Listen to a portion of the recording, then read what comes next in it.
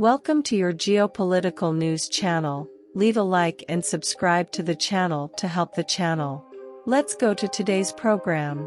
We had important news related to Mark Milley, who is a representative of the Pentagon. He said something controversial, which is not what Zelensky agrees with, at least in public statements. Mark Milley, the U.S. defense representative at the Pentagon, has already given a date for the end of the Ukrainian counteroffensive. At least, not the end, but maybe a pause.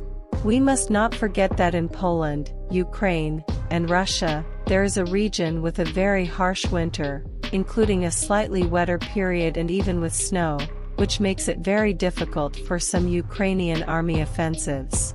The most severe winter period in that region lasts about 3 months. Mark Milley is saying that Ukraine has 30 to 45 days to make all the gains it needs to make at this time.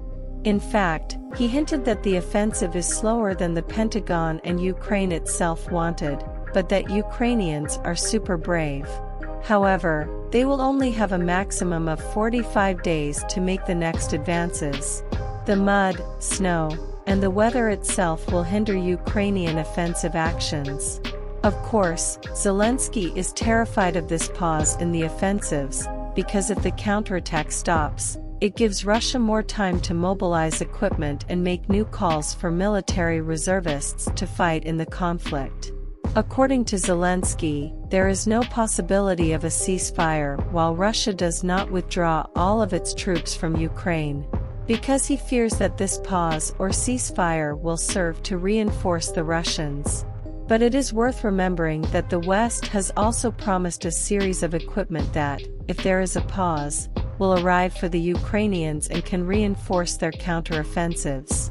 For example, the HIMARS, which is a multiple rocket launcher system that is already promised by the United States. This system is still in training. We also have the F-16 fighter jets, which the Americans did not send, but they allowed Denmark and the Netherlands to send to the Ukrainians, which is also still in training. And now there is the promise, not ratified, but very possibly confirmed, that they are these ATACMS long-range missiles. This missile has a range of about 300 kilometers, reaching Moscow. So, if there is a pause for this winter, it could happen that Ukraine will get more equipment to fight in its counteroffensive. However, this is not what Kirill Budanov, who is the head of intelligence in Ukraine, said.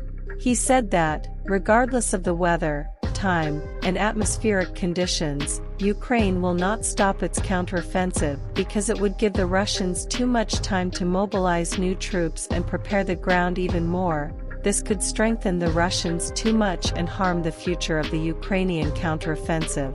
In other words, there is a certain disagreement there, isn't there, between the mentor of the Ukrainian counteroffensive, which is the United States, and the Ukrainians themselves.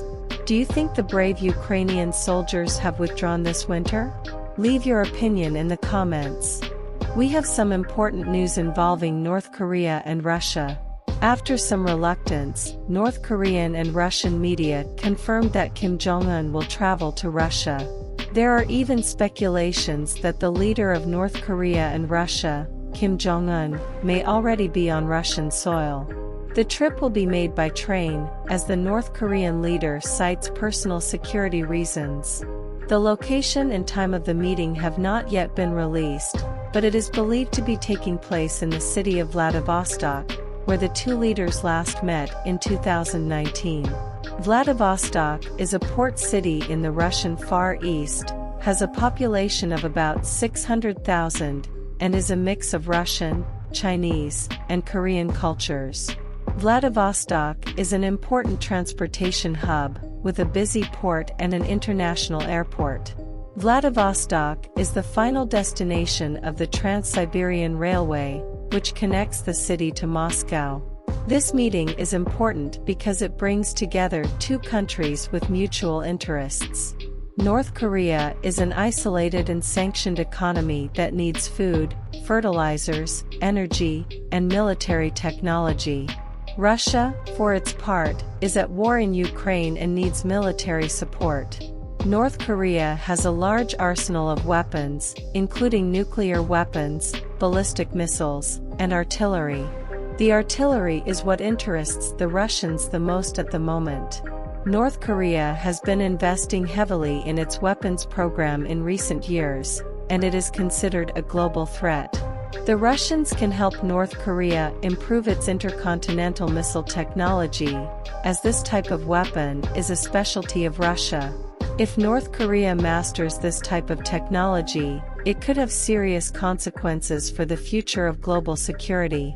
Kim Jong-un's trip is a concern for the United States, which has already threatened to impose sanctions on North Korea if it provides weapons to Russia. So far, there is no official confirmation that North Korea will provide weapons to Russia. However, Iranian-made kamikaze drones have been seen in North Korea, suggesting that military cooperation between the two countries is already underway. The meeting between Kim Jong-un and Putin is a sign that Russia is looking for new allies in the war in Ukraine. This concerns the United States and its allies, who fear that the war could spread to other countries. Please leave a like and subscribe to our channel to help us. See you next time.